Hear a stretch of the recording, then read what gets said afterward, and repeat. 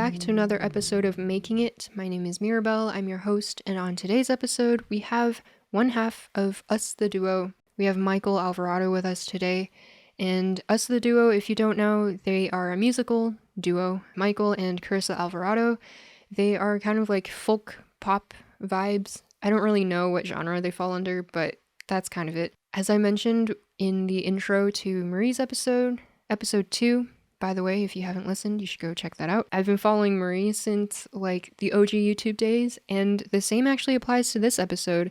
I've been following Us the Duo also since the OG YouTube days. They kind of started around that era as well, and they got really popular through Vine, through YouTube, and then unfortunately Vine kind of died along the way. But I'd say that they were continuing their success, and they signed to a major record label, and now they are independent. They actually have their own label. Rastonea is a marketing agency that Michael started, and we get into that, about how that kind of started, how that formed, and their journey along the way. We also talked about balancing your hobbies, your passion, your career. We called it the triangle of balance. And it's really interesting stuff. We talked about this a while ago, and I thought we should bring that back. I'm also like always super interested about people's personalities and introversion, extroversion. So I bring that up again in this episode. I had a great time during the call, after the call, and then actually going through the edit, I realized I was making some new discoveries along the way. I just think that Mike and I are kind of similar in terms of mindset, drive, like that kind of thing. So it was really cool to be able to chat with him about all of that.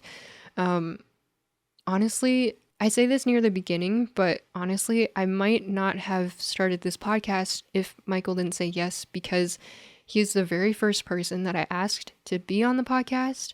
And I'm so grateful that he said yes, because this podcast has been amazing. I've been connecting with so many people, and I'm always so inspired by the people that I have on the podcast.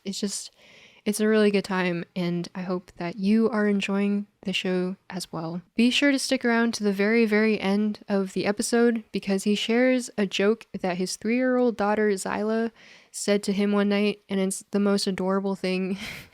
It's so cute. I hope you enjoy the episode.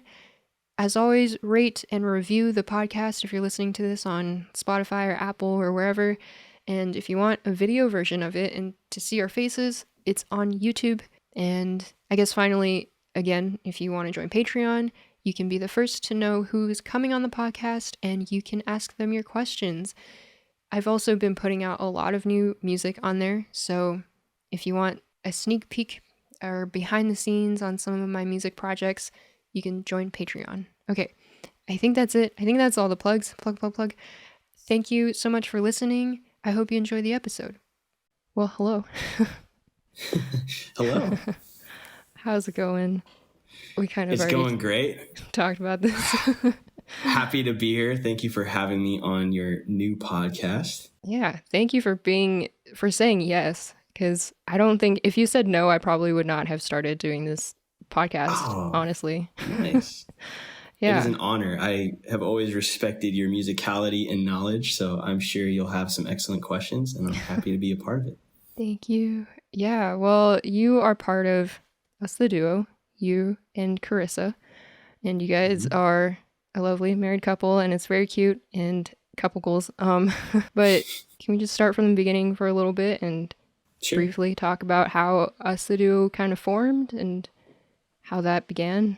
Yeah, I'll give you the short version. So Carissa and I were both individual musicians first before we met, and we were pursuing solo careers to an extent. I was working in a studio, and she was kind of more on the acting and dancing side in Los Angeles. And I road tripped to Los Angeles with my college roommate who wanted to be an actor. And it was about a 5,000-mile trek from North Carolina to Cali. And I decided to go with them for the adventure, just as a vacation. And we randomly collided while I was there.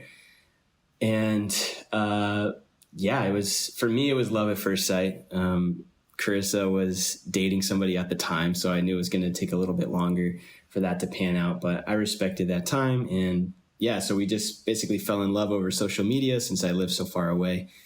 And we never really talked about music much. We just got to know each other first. And then eventually I moved to LA to ask her to be my girlfriend, and we started dating officially. And then at that point, we sang our first song together. And it was more of just like her and I chilling around a piano, like something to do on an afternoon. But when our voices blended and we sang harmony, there was something unique about it. And her and I both had that look in our eye, like, that seems unique and special. Maybe we should keep exploring that.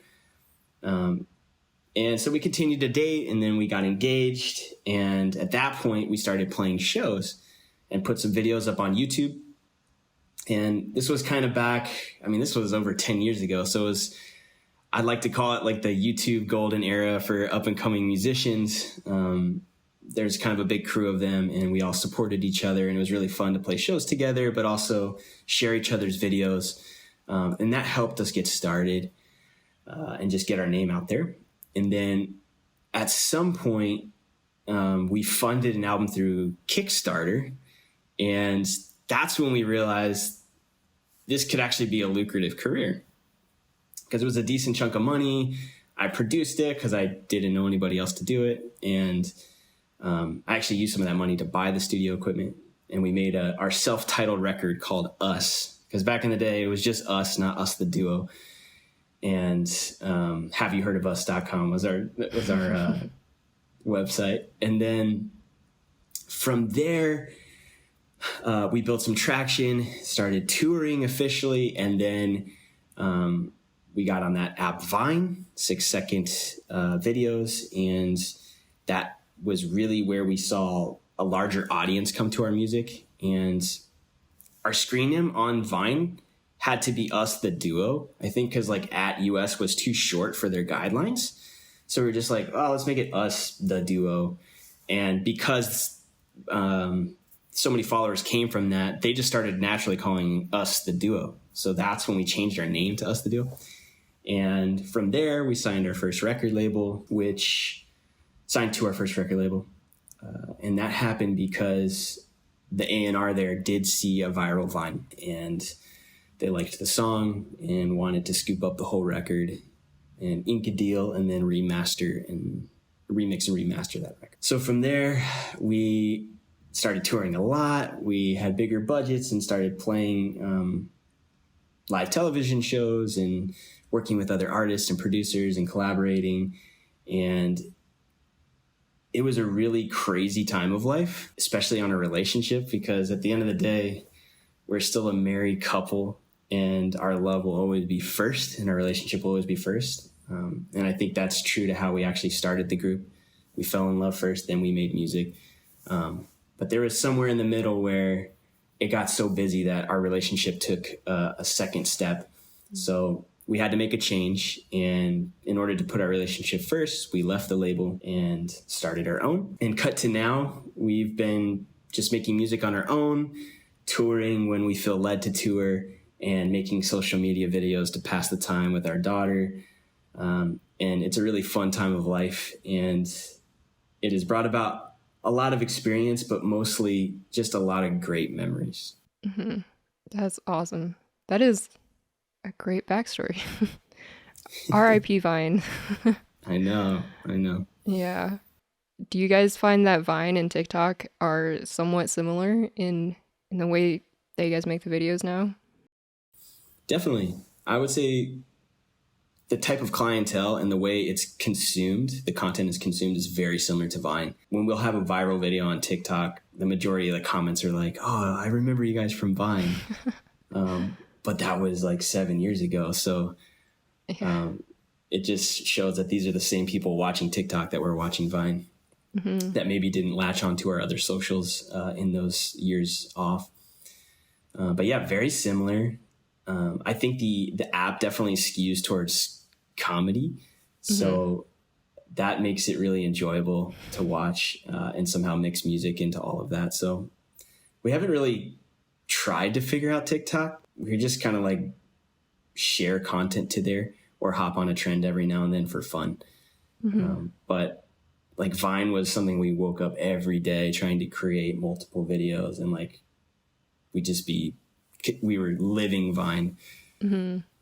So I guess that would be the biggest difference for us, is like, we're just kind of on TikTok for fun, but not really like as a passionate career path. Yeah. What happened when Vine just stopped? Did you guys, that was like, that's like your whole thing. Yeah, but I think we were okay because we used Vine to get the record deal. So like literally the headline in Billboard.com was couple becomes the first artist to sign to a major label from an app called Vine. So the platform gave us the life that we always wanted. And the record label was the big league. So they were able to take us from there. So we didn't necessarily need the app when it died. So we weren't necessarily saddened by it. But the biggest mistake we did make was not actively trying to transfer our Vine followers to other socials before it died. So that was one thing some of the bigger creators on Vine did do. Like they spent months and months and months saying, hey, follow me on Instagram, or like trying to push their followers to exclusive promos on Facebook or wherever else, so those followers would disperse. But yeah, we never did that. So we had to kind of start from scratch on Facebook and Instagram after that. Oh, yeah. Did that take some time? Probably took some time. Yeah. Definitely. So the record label, obviously there are some pros and cons to being with a record label. Are you guys satisfied, happy with being independent right now? Yeah, definitely happy with the life we have. I think the biggest pro in being your own label or signing to an indie is having full control of all of your moves. So there's really nobody above you telling you what you should put out or how you should do it. And I've always had a CEO mentality when it comes to music. So I kind of like having the control. But for others who don't think about music as a business and think about it more as an emotion, record labels are key. Also at scale, like we weren't looking for like an extremely famous lifestyle.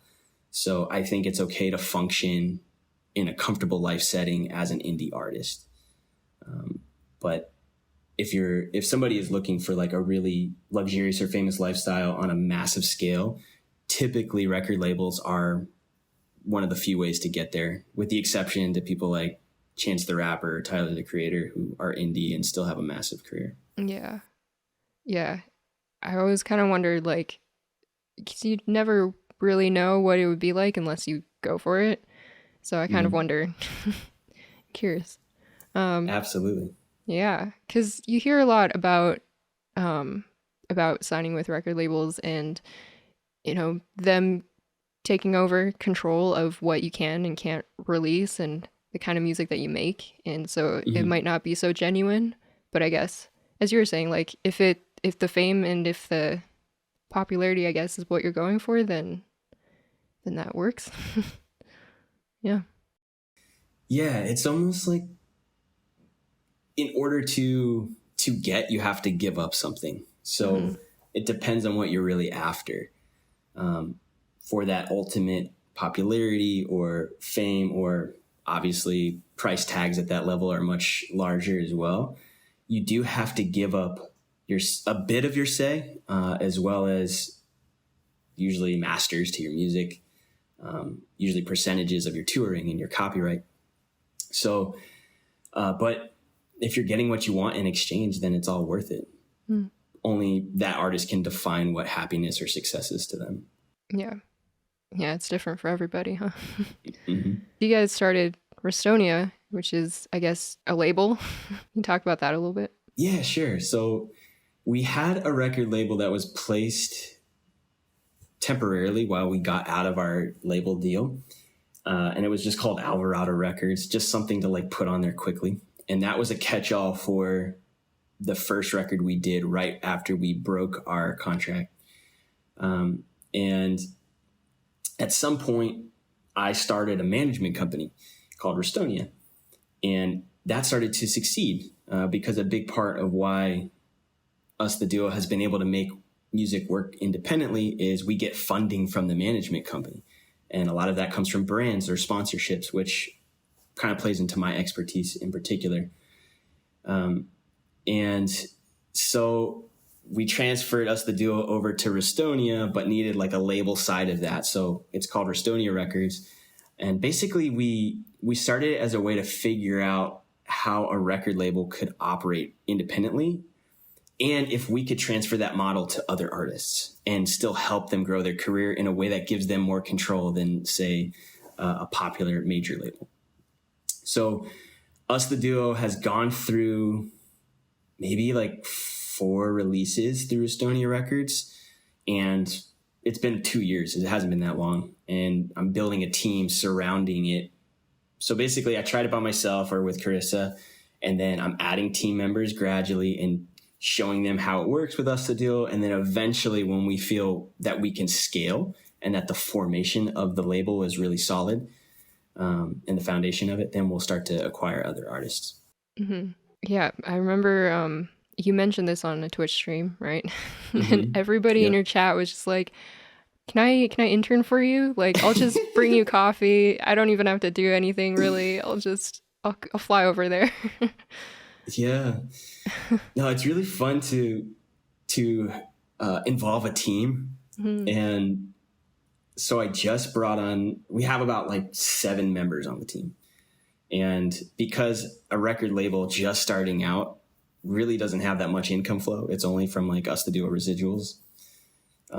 We're trying to tap into the management side to be able to fund and bring on more artists. So we now have like 5 team members.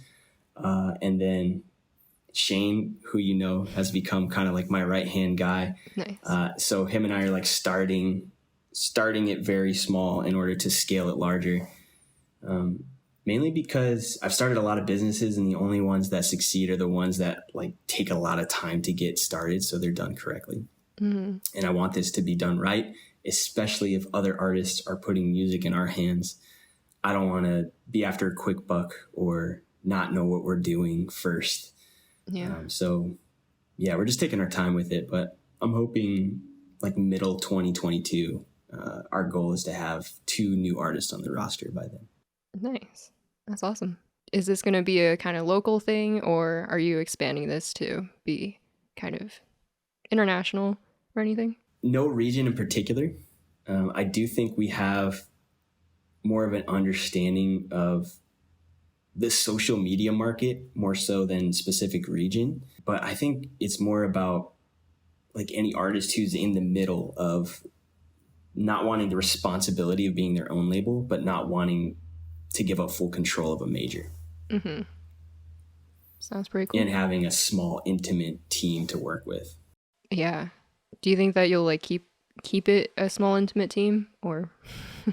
Definitely. My vision has never been to have more than 12 employees on salary. So I always like a maximum of 1-to-1 from employee to artist. I'm also cool with like 2-to-1 employee to artist, because not everybody has all the same expertise. So I can't expect the one guy who's on that artist or the one gal who's on that artist to know everything, how to do it. So like, for instance, right now, if we have 7 team members, I wouldn't bring on any more than 3 artists just to be safe and make sure we can give them the attention that they deserve. Nice. We spoke about this triangle of balance, right? Mm-hmm. Have you had any more shifts in that? So like, maybe recap what this triangle of balance is. Yes. I'm actually scrolling up in our messages to remember See what you said. Yeah. So a triangle of balance, 1 point being full-time job, 1 point being passive income, and 1 point being investment. So as I was telling you in the past, music used to be my entire triangle. And I found that it drained me of all the energy that I had because it was so intensive. And as I mentioned to you, we had like 20 people on staff who were either part of the label or the agency or the business management or management. There were so many people involved that eventually I just lost control. So I lost my love for music. And I don't know if you can relate to this, but I grew up really dependent on music to help me through emotional times. 100%. So yeah, like whenever I was sad or lonely, or even when I was really happy or inspired, I always naturally ran up to my attic full of instruments and recording stuff. And I just like sat there and made music. Or I used to love watching music DVDs or videos on YouTube of just people playing live. Mm-hmm. And all that stuff would just excite me. And when my triangle was completely filled with music as the full-time gig, I found myself waking up every morning not having that same excitement of walking up the stairs to my attic with the instruments and just creating, because there were so many logistics, so many people to worry about. And also music is a brand. So you have to look a certain way. You have to be groomed. You have to have like the perfect outfit already set, which includes a stylist. Or I have to like do blocking techniques on how I should talk in an interview or walk on this stage. And I'm like, none of this is me like sitting in my attic playing music, which is what I really love to do. Yeah.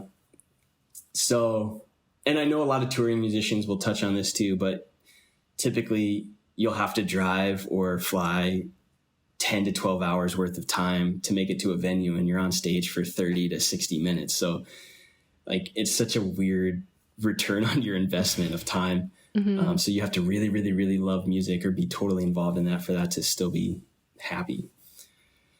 But yeah, I think back to the triangle, out of the 3 points, I was able to just shift away my full-time job to the marketing agency that I started, Rastonea, as you mentioned earlier. And that way music can just be passive income and remain as a hobby. So I can wake up every day and not have to put on this business CEO hat of my music. And thus I get to keep that little kid in the attic playing music joy about for music and creation, because it's only passive income. I don't need it to survive, and it keeps it really fun. Mm-hmm. Yeah, a lot of people talk about when their passion turns into their career, and it just kind of kills that passion. So it seems like a really hard balance. There's a new line in a Billie Eilish song. I forget exactly how she says it, but it's on her new record, and she talks about it. And Carissa, she's like, "You're gonna love this song. Listen to it." And she's saying like, "I used to make music for fun, and now it's just work." Mm-hmm. So think about it. Even at the top, one of the most popular artists in the world is still talking about that in her mainstream songs and using it as a way to cope through those feelings. Yeah. Aside from splitting up these income streams, then I guess, how else do you kind of just chill and not be so involved in the music side as a business sort of thing? What do you do for fun otherwise? Yeah, I'd say I try to allot my time to where whatever I'm doing is intentional. So if I'm meant to relax, it doesn't always have to be in the calendar, but I'll be like, from this hour to this hour, I'm literally just going to sit on the couch and watch a movie or a TV show. Or from this hour to this hour, I'm going to play with my daughter, but passively have the ukulele next to her so I can kind of play it while we're playing together. And that way I'm still thinking about chords and scales and like maybe writing something, but I'm still available and alert to play with my daughter at the same time. She doesn't mind hearing the ukulele. That's cute. And then other times it'll just be like, hey, this Saturday is devoted to family. I'm not going to check my emails. And then we have a great time because my attention is all there. And then same for music creation, like in my little home studio that I have, if I block out an hour to 3 hours and say, this is my time, and I communicate that to my family or to my friends or whoever else to say like, hey, I'm making music in this time. Then I know when I get in there, there's nothing that can possibly distract me or hold me back to being fully present and excited through that music, because it's time I carved out and is meant for that. So that has really helped me stay passionate about everything I do in life. Yeah. DJ actually had a question of how often do you sing or play instruments just for yourself? So I guess that kind of answers that. Yeah, that's a great question. I found I'm most likely to pick up an instrument when they're scattered around the house, because my energy is usually like antsy. Like I always need to be doing something or I'm like shifting. I have a really hard time just sitting down and chilling. So if I have ukuleles or like a little mini keyboard or guitars set up around the house, then I'll just go over and grab that when I feel that kind of like anxious energy, and I get it out that way. And that happens more often than I realize. Like I'd say just in the last week, I've probably played ukulele in particular for 30 minutes to 60 minutes a day. Nice. Just playing and having fun, but not because I had it allotted in a time bank, but just because it was there and I wanted something to do. Yeah, that's fun. When things get really busy, I tend to just, I forget that I want to just play guitar. And then if I do pick up a guitar, like an hour will just fly by. Yeah. It's crazy. Isn't it weird how that works? Yeah. I imagine, especially because you're a multi-instrumentalist, like every instrument is its own little unique code. Like you just start playing it and they're all different and fun in themselves. Exactly. That when you sit down, you just get lost until you're not. Yeah, until your fingers start to hurt. What would you say? I'm curious because you play so many fun instruments. What is the one instrument that you could play the longest period of time without like noticing you're playing? Probably piano. Mm-hmm. Yeah. I mean, it hurts less, but like piano or guitar, probably. With piano, I would say, or like with guitar, it tends to turn into singing and songwriting. Oh, yeah. Yeah, I gravitate more towards guitar for singing and songwriting, but then with piano, it's usually it just stays instrumental most of the time. So that kind of just goes on forever. I'm interested in that then. So would you say that you started playing piano first before guitar? Yeah, I did. I started piano, like learning my instruments. I started on piano. And then my mom plays the Chinese zither, the guzheng. And so taught us that growing up as well. And then like middle school time, I picked up guitar, taught myself. And I also picked up the flute. And then, yeah. So That's piano's so interesting. Been around for a while. Yeah. I had a similar story where I started with piano and then picked up the guitar like late middle school. And when I write music, I typically write it on the guitar. Yeah. I don't know why that is. Well, for me, I think just because guitar, you could just, well, actually on piano, you just play chords too. But I don't know, on guitar, piano, I guess you have the ability to do chords and a melody. And then, but guitar, you're kind of just limited to playing chords at once. And so you're singing the melody, right? I don't know. That's exactly it. I would agree with you. Like the guitar is a little bit more limiting on possibilities. And with songwriting, maybe, it's best to leave that whole space where the melody would live to be open. But like piano, I sit down and there's just 88 keys and so many different combos and chords. Like, I don't even know where to begin with writing. I know. I think the only times that I've written songs from piano is the melody already came from the piano. And so, and then I just add lyrics. But yeah, as we were saying, like the melody comes from my voice when I'm writing on guitar. Yeah. And it's so rare to be able to play a melody with chords on a guitar. Like those are usually just like the virtuosos at that point. Yeah, it's pretty hard. Very hard. How did you start guitar? I want to say through church. I grew up going to church, and there was like a praise band, like at the youth group. And my buddy, it was one of my best friends growing up. His name was Luther, and he had a guitar, and he brought it over to my house. And I heard him playing this open E chord to the song "Open the Eyes of My Heart," Lord was the name of it. And it was like ding, ding, ding, ding on the high end of the neck. And I was like, dude, that sounds awesome. How did you play that? Can you show me? And he showed me how to press my fingers on it and just play as this really full sounding open chord. And, with all like the experience of piano in the background, it was just something new and interesting. Mm-hmm. So I asked him, can I borrow your guitar and bring it back next week at youth group? And he was like, yeah, for sure. And I came back and I like played it all week long based on these little charts. Because back in the day, there wasn't like apps or like internet that you could quickly search it. So I had like a book that had the chords in it. And I came back to bring the guitar to him, and he was like, oh, did you end up learning the full song? I was like, yeah. And I learned a few others too. And he's like, what? Play it. And I played it, and his hand just went in his face. And he was like, bro, I'm so pissed. How did you get better than me at the guitar in 1 week? I hate you. And then he told me, you could just keep the guitar. He's like, I don't even want it anymore.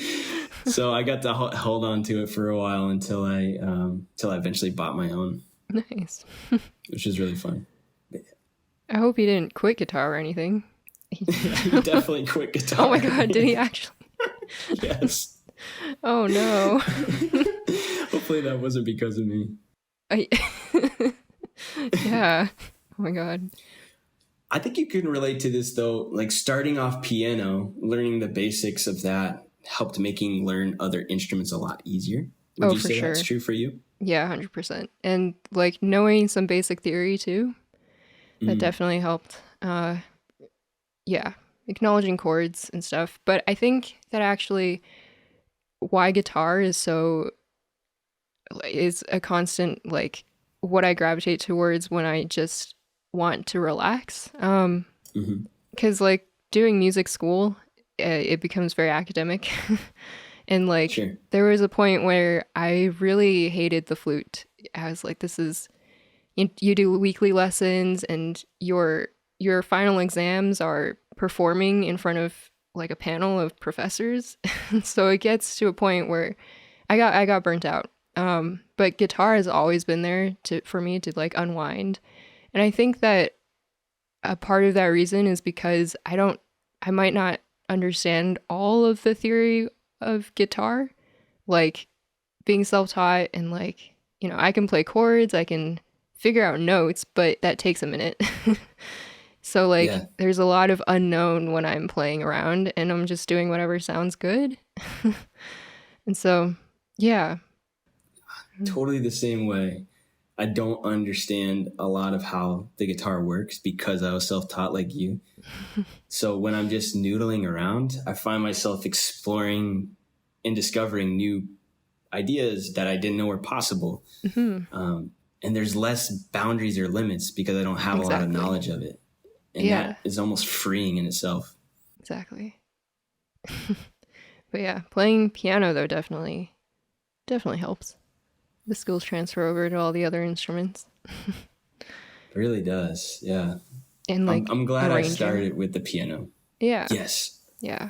Because you compose, you do scores. You have that. I'd like to get into that more actually. And I know you and I were like joking around about that sometime, collaborating on a score, but I think that would be really fun. Let's do it. I'm down. In particular, I'm passionate about like movies. So I was even thinking about the other day, like there's got to be up and coming filmmakers who need music. Like that would be such a great way to try it out and see if it's fun. Yeah. I think it's just, I don't know how to get into that world quite yet. Me neither. I know a couple of people who have scored films and stuff, but it's just like how you got to find the people to make films for, and like, how do you meet those people? Networking, connections. I don't know. Yeah, I think you'd be really good at that though. Just watching how you compose on stream and how your mind works about composing and arranging. Oh, thanks. Like it's really thought-provoking music too. And you really understand dynamics and swells just because of all the arrangements that you've done in the past and all the fun movie scores that I listen to for, like just in my AirPods on the weekends. That's all it is. It's just such dynamic music that helps tell the story. So yeah, you would thrive on that. Hopefully maybe somebody listening to this podcast right now, if you're somebody who's in that world, Hit up Mirabelle. Hit me up. Thank you. Yeah. You did a video game, right? Recently? Well, I'm working on one, and I did finish one last semester. It was the last semester of my master's. So that one that I finished is called The Day the Sky Fell, and that is online. You can play that online. It was like a Nice. lo-fi sort of thing. And the one I'm working on now it's like an exploratory first person view sort of world. It surrounds like mental health topics. Sure. And I think music is a big part of that game, which is really exciting because you go around finding these little characters that are called musicians, and they play music to lift rocks, and they have magical abilities, and it's really exciting. Nice. Yeah. And How the have you team. found that?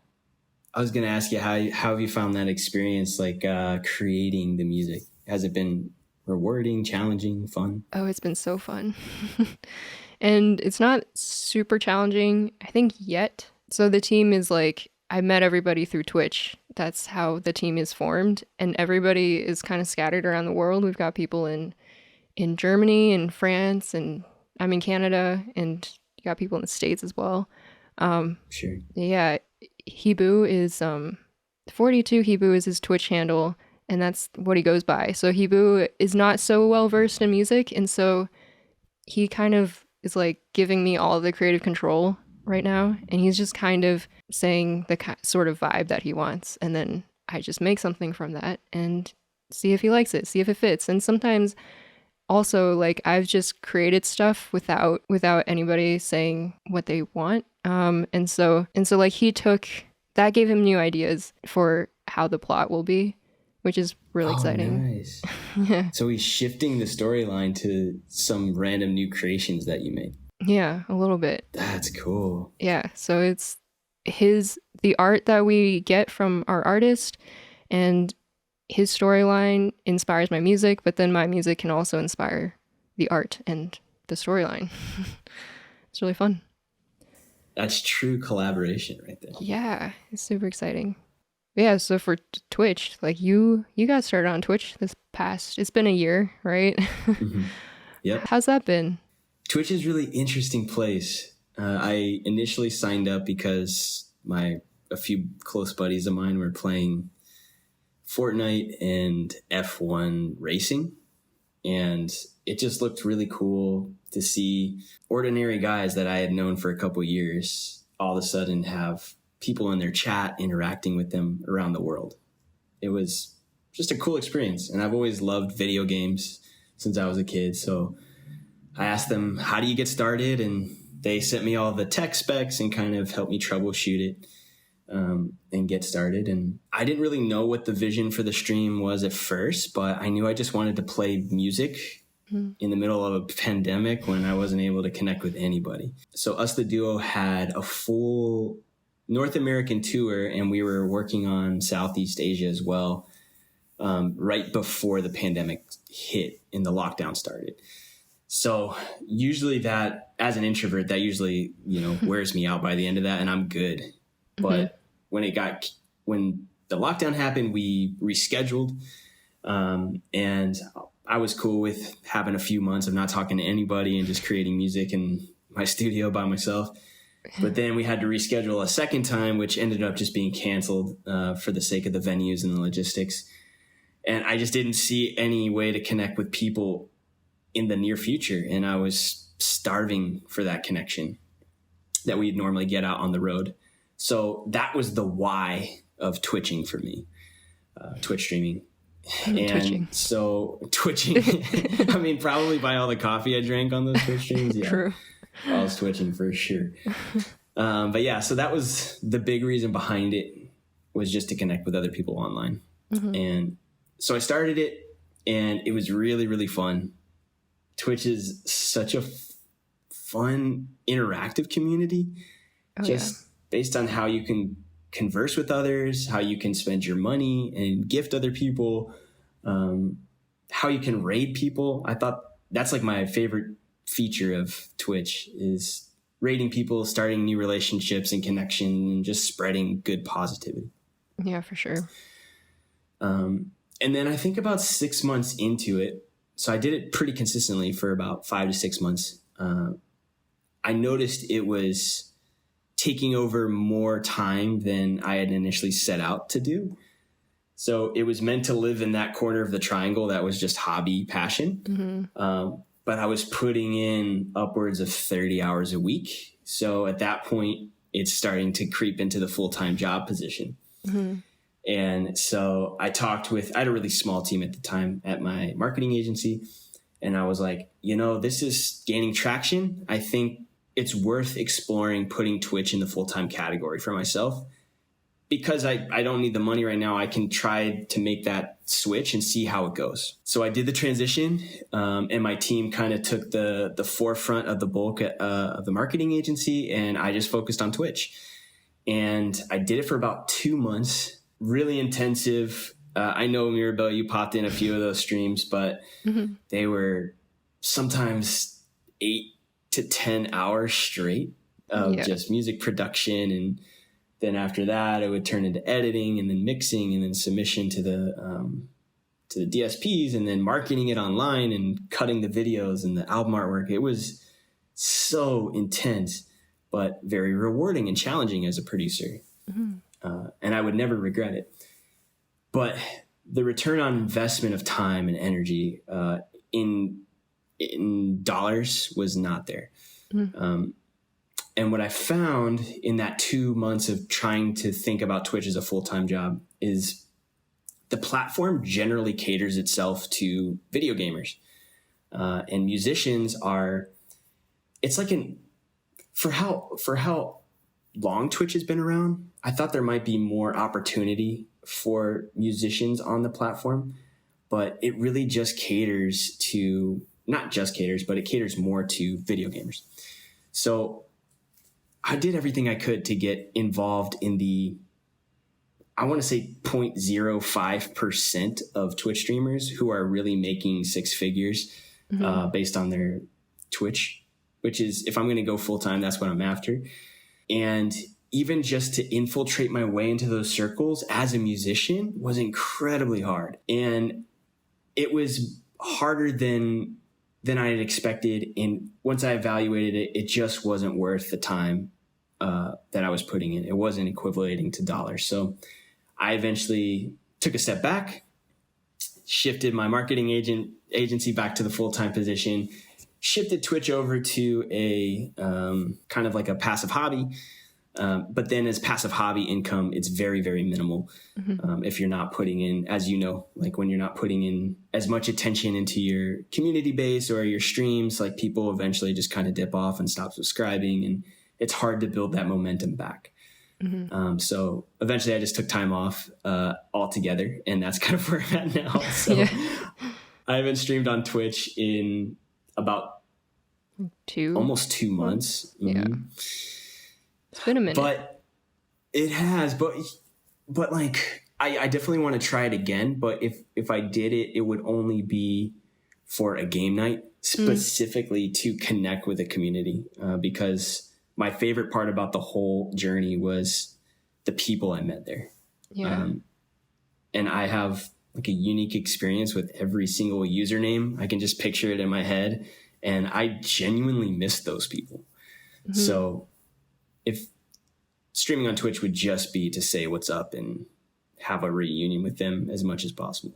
Yeah, I think you've really cultivated a really tight-knit community, and it's not a small community. Like, there's a number of people in there. We all miss you. We all miss your streams. But yeah. I miss you guys too. I'm excited to get back, and like me and Shane right now are trying to figure out a structure that works as a hobbyist level. And what that looks like. And I think consistency will be key. So eventually it'll probably just be once a week, which is still a lot more than it is right now. So I think that'll probably work out the best. Yeah. Shout out to the Litty Bitty Committee, the LBC. Litty Bitty Committee. Yeah. Absolutely.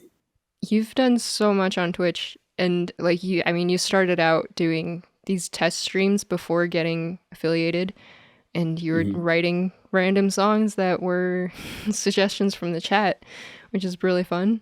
And then that transitioned into actually like full on songs that you would put on SoundCloud and that people could listen to there. And then you turned into like producing Us the Duo songs that would go on Spotify. And there's just so much, I feel like, experimental stuff that went into it. But also it seems to make sense from where you started. It's really cool. Yeah, it was a lot of work. Your streams went to like 2, 3 a.m. sometimes. And that's, the dedication is insane. Yeah, Carissa would always, like, I come to bed at like 4 a.m. after a long stream. She'd just kind of turn over and be like, "So was it worth it?" And I was like, "I don't know yet."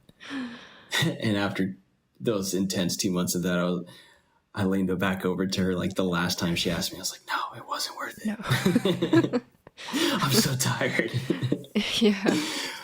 But I think you and I might have similar mentalities on this too. Like we like to be the best that we can be in whatever we try. Mm-hmm. So I went after all of those concepts, trying to find a little loophole in the Twitch universe that I might succeed in. And none of them, if I was looking at it from a monetary or viewership standpoint, no avenue I tried attained any of that. But what it did obtain was an amazing community. So that to me is priceless. Mm-hmm. And I will forever cherish that. But I think I had to just take it as a life lesson for myself. Like if I tried as hard as I did and it didn't pop off in that way, then I got to just walk away at some point. Yeah. So that's kind of where I was at. But I can look back and say I honestly did the best I could. I think so too. It's good stuff. And also, like, during your production streams, you took everybody's suggestions in chat. And I remember you saying that whenever you start stream, you walk into your home studio, you leave your ego outside of the door. And I think that's hard to do for a lot of people.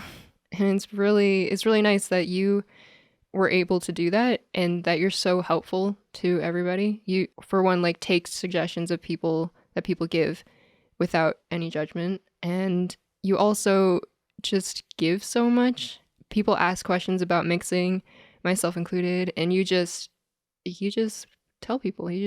But people usually are like, well, no, these are trade secrets. Like they don't want anybody to know how to do things, but you're so open about it. Is this something that like you've always done, or have you ever considered maybe that you're oversharing or anything? I appreciate you saying that. I would say part of that is, at least in the musician space of Twitch, people are just genuinely nice.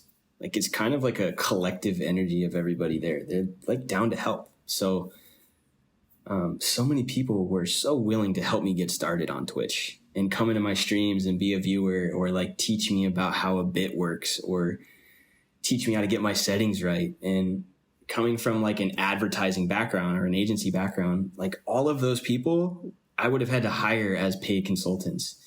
And there wasn't one person on Twitch who ever asked me for money. Like the whole moderator situation, like those people literally dedicate hours of their life just to helping your stream for nothing, just for the friendship and camaraderie of that. And that was so inspiring to me. So on your point, like me sharing trade secrets or mixing tips or just experiences I've had in the music industry, like it was still a fraction of what everybody else was doing for me. So I just feel like it was the small part I could do because everyone was so helpful in return, or first. Yeah. My mixing, I would say a lot of what I've learned is came from you in your mixing streams. Oh. I really feel like my first song that I put out was a year-ish ago, and that compared to the song that came out yesterday, I think there's already there's a bit of an improvement in there. Huge really improvement. Yeah, thanks. I was just talking to you before this podcast started. so anybody who's listening, Mirabelle just came out with a new single, and I just naturally listened to it this morning. And the first thing I noticed about it right off the bat was where your vocal was sitting in the mix. And I know stylistically in folk music, like typically the vocal can kind of be more buried by the instruments as a stylistic choice. But you had it set to where the guitar was very crisp, full, but your voice was soaring over it in a way to where you know it's Mirabelle, you know you're singing, but it wasn't aggressive or abrasive. It worked with that song. So it clicked in my head. I was about 30 seconds in. I was like, I bet you she mixed this because it sounded polished, but like still felt like you, like some of your past work, but just really improved version of that. Cool. So it was really refreshing to hear. And that also, I mean, I might have been a small part of that, but just anybody you're listening to becomes a part of your inspiration. Yeah, that's why music is so fun. Like even when you hear a new song from like Kina Grannis, for instance, and you're like, dang, I like the way that mix sits. And then you listen to it with a mixing standpoint, like you might apply that to this new song. So there's so many people who had a hand in in your art, but ultimately it's still yours. That definitely, that's actually happened. Me listening to Kina's songs and listening to the mix. Totally. Yeah. Yeah. No, it's kind of funny. Like I was driving some people and I had Kina's song come on in my playlist and they're like, is this you? Like, no.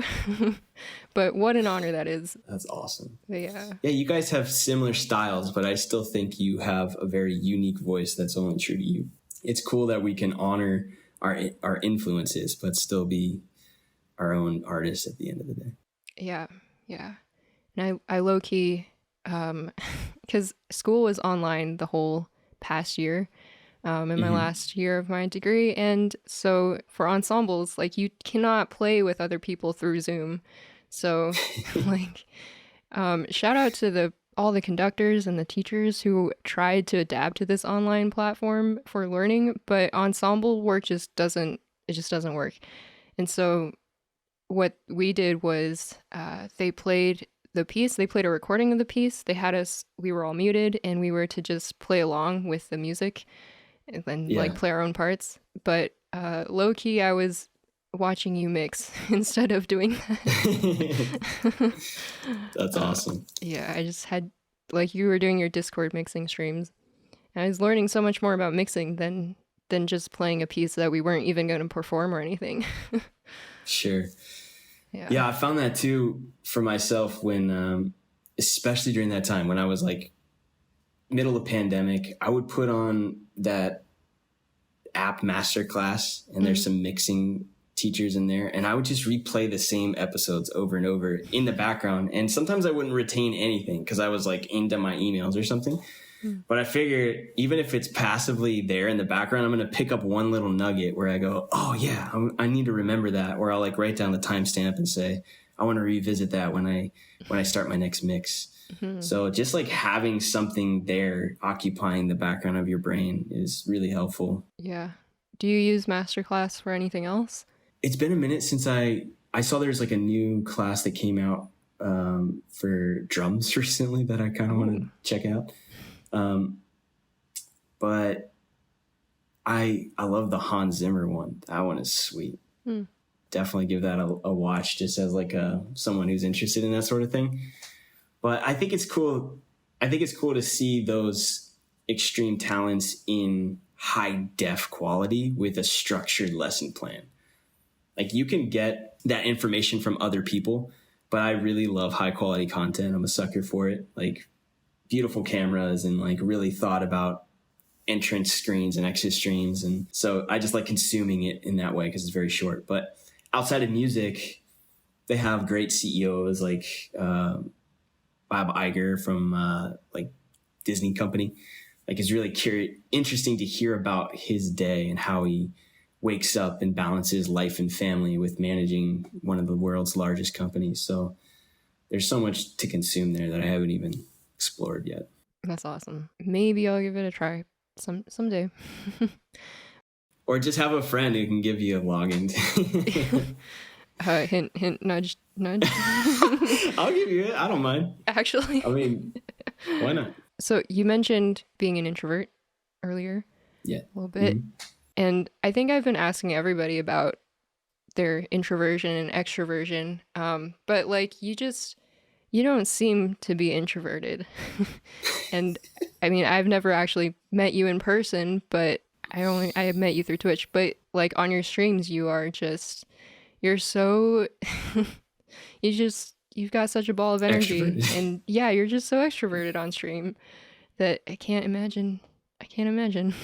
But like Carissa is extroverted, right? Do you guys? Very much so.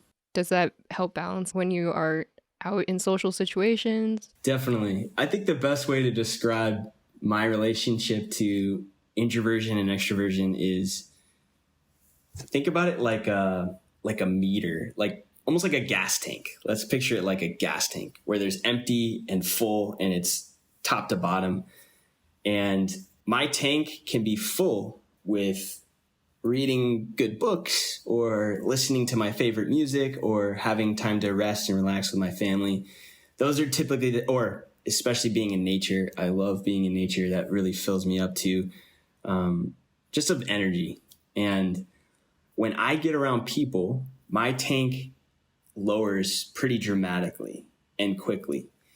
But if I come into my social scenarios and my tank is full, then I can be very extroverted because I know there is a start time and an end time, especially on stream. Like I can mentally prepare to come into that and be that type of way. I enjoy being that way as well, but I can only do it if my tank is full because of the other things I'm doing in my life. My wife, Carissa, is the opposite. Her tank gets filled by interacting with other people. So she will literally be on empty and she can go out and talk to people and her tank starts to fill up. Or she'll go to a family party with cousins, aunts, and uncles and her tank is almost full. Or she'll hop on a Zoom meeting with her brothers and then she's all the way at the full mark.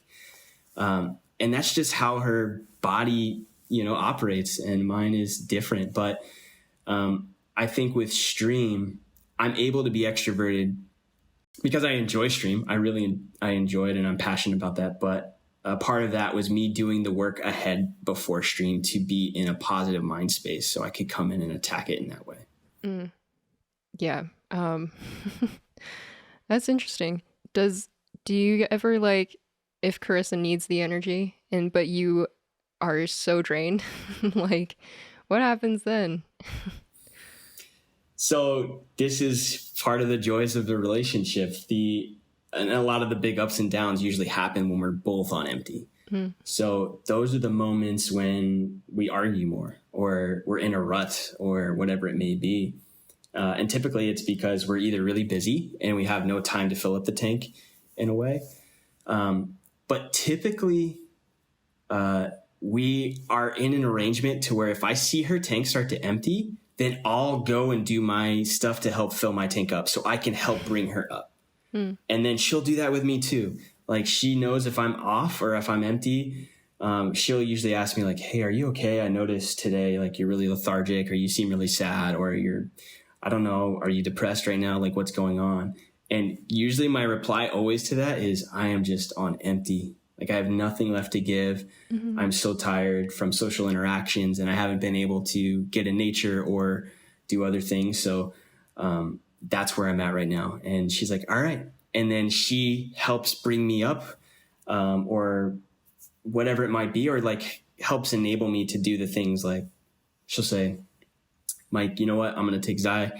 You go to the beach and just sit in the sand and feel the water in the sand and just look at the sky and be with nature for a little bit. And I'll appreciate that and I'll go and I'll do it. And then suddenly my tank is filling up. So that's one of the beautiful parts of being in a relationship is being able to communicate that and help each other out when we're both feeling very depleted. Nice. That's good teamwork. Definitely. Do you think that, because you guys toured a lot, did you guys do a lot of meet and greets and stuff? Did that affect that? Always did meet and greets. Yeah.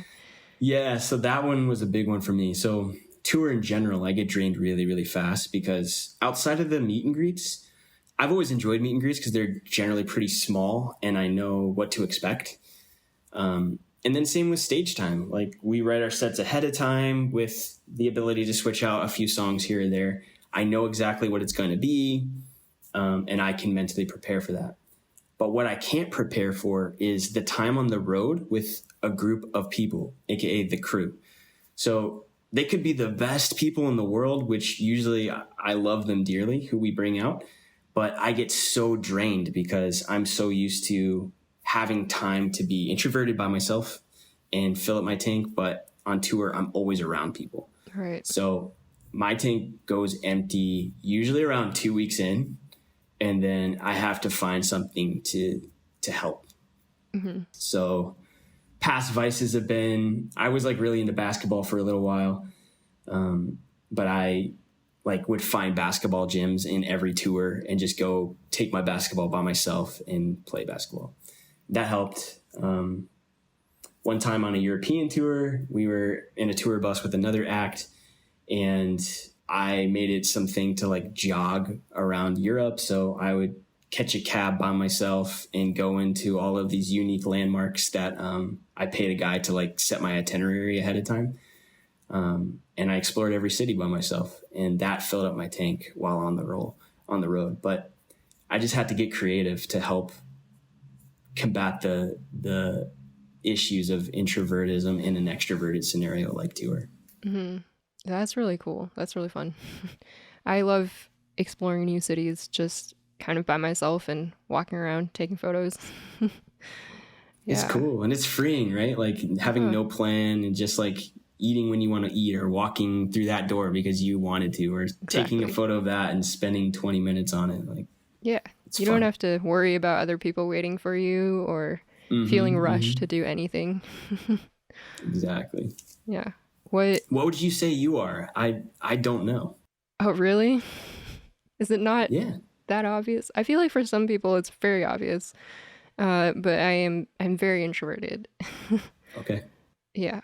I feel in certain circumstances though, I can be a little more extroverted, and you know, if I have to, if I need to be, then I'll try to talk to more people, and you know, especially at certain events, I will go talk to people. Like last month, I went to the Vancouver International Film Festival for this conference. And nice. So there's a lot of people in the industry there and a lot of other, you know, local artists. And it was a lot of talking. It was a weekend event and I really wanted to get to know people and, you know, make connections. And so I think in that case, I put on my extroverted hat and tried to make conversation. But after that, I was like, yeah, no, I'm so done. I don't need to speak with anybody ever again. Yeah. I imagine you were totally drained after that weekend. Yeah. Just like after one night. Yeah. After one night, I was back in like the hotel room and I just sat there doing absolutely nothing for an hour. Like had my phone in hand with like Instagram open, but I wasn't even looking at it or anything. That's totally me. Yeah. Yeah. And sometimes like you went into that weekend knowing what it was going to be. Mm-hmm. So you could at least mentally prep. And then you had the why of like, you took the time and money to travel and buy the tickets and go. So, and you knew what it was going to be for you internally. It was going to help you. So those were the little things that I'm sure help push you through in those moments where you're like, damn, do I really got to go up and talk to that person? Like, how do I start this? This is so uncomfortable. Exactly. And you just like want to crawl out of your skin. Yep. Exactly what happened. Yeah. I have a story like that actually. And Carissa had to step up because I didn't prep and I didn't know what it was going to be like. And like, this is only for emergencies, but in a situation where I know I have to be extroverted, but I didn't do any mental prep or my tank is already pretty low from a really busy day. Happened a lot, like with the label, just from like press and all that stuff. I'll like just have a couple shots of alcohol. Definitely not like my favorite thing to do because at some point you lose your inhibitions and your ability to speak clearly. So, but it is an option if I absolutely have to do that. And we got booked to be the social media correspondent on a red carpet. It was for the American Music Awards. And I didn't even know what that meant. Like, I saw it in my itinerary and I was like, sure, we'll just show up. And we spent the day doing interviews and like got all dressed up, stylist, hair, makeup, the whole thing. And then we make it to the carpet. I'm pretty lax on energy by this point. And I think we were like a rep for a big press outlet. So, but yeah, basically like we were their correspondents on the carpet. So our job was to go and make pictures and vines and Instagram stories about being on this carpet and try to talk to as many artists as we could. And we get out there and I'm like, Carissa, we're like on the carpet. She's like, yeah, this was on the schedule. I'm like, no, I didn't think we were going to be on the carpet. I thought we were going to be like behind the bar with the paparazzi. And she's like, no, we're on the carpet. I'm like, so what do we do? And she's like, oh, we just have to go up and talk to artists. And I was like, no, I can't do this. I literally cannot do this. She's like, Michael, look at me in the eye. You have to do this and I'm going to take you through it. What do you need right now? I was like, I don't know. I can't do this. She's like, just lean on me. You can do this. And then I turned back to our manager and he had like an airplane bottle of like a whiskey or something. And he's like, Mike, just take this. It'll at least take the first edge off and then follow your wife. She'll take you the rest of the way. So I took a little shot and I was like, okay, that feels better, I guess. All right, let's do this thing. And she grabbed my hand, pulled me out. And within like 30 minutes, we were just walking over to these artists who have no idea who we are with a phone and saying, hey, we're the correspondent social media for the thing. How are you feeling about tonight? And this is like Ed Sheeran, Jennifer Lopez, Maroon 5, like freaking massive artist. And here I am, just this guy holding a phone, like not a legit outlet, and just have to pretend I am legit. And we did it and we got through it. And it was an introvert's worst nightmare, but also the most exhilarating experience.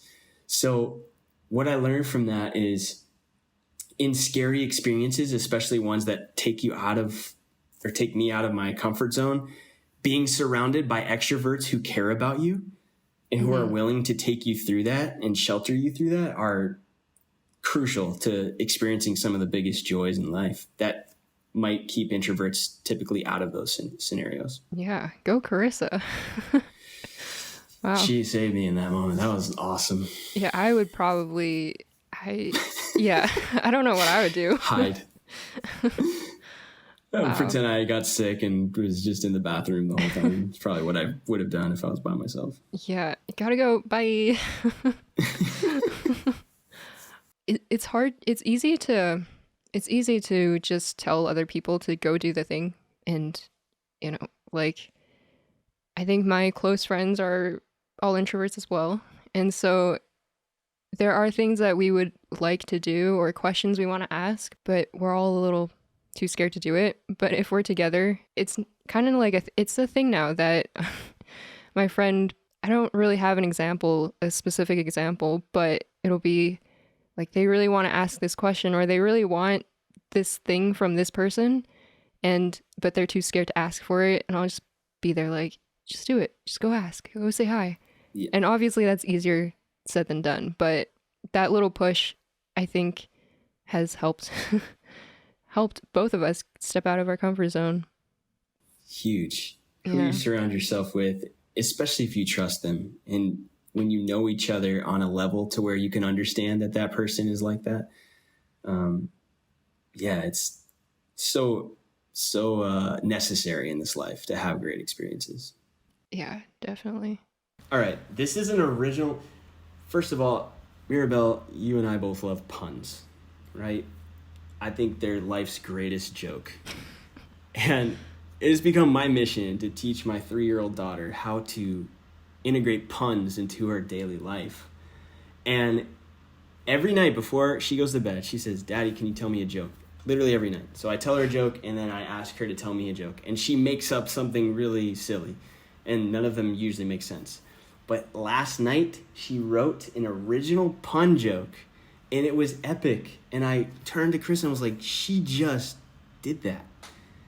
She said, Daddy, what do you call an apple and a pool? What do you call an apple in a pool? I was like, what? She said, apple. I was like, dang, how did you come up with that? You're a genius. Oh my gosh. So it's such a good joke.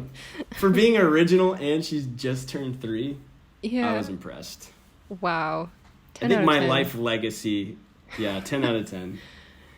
Go Xyla. That's my greatest achievement in life right there. Wow. I cannot believe that you are teaching Xyla how to make puns. Worth it. Oh my gosh. She's adorable. So thanks so much for coming on this podcast, saying yes to it. My pleasure. Thanks for having me. Yeah. So where can everybody find you on the internet? You can find me at Us The Duo. That's USTHEDUO on all socials. That's typically where I'm the most active. So would love to connect to anybody who's willing to through those socials. Cool. Thank you. I'll link everything down in wherever descriptions. But yeah. Sounds great. Awesome. Thank you. Cool. Thank you. Yeah.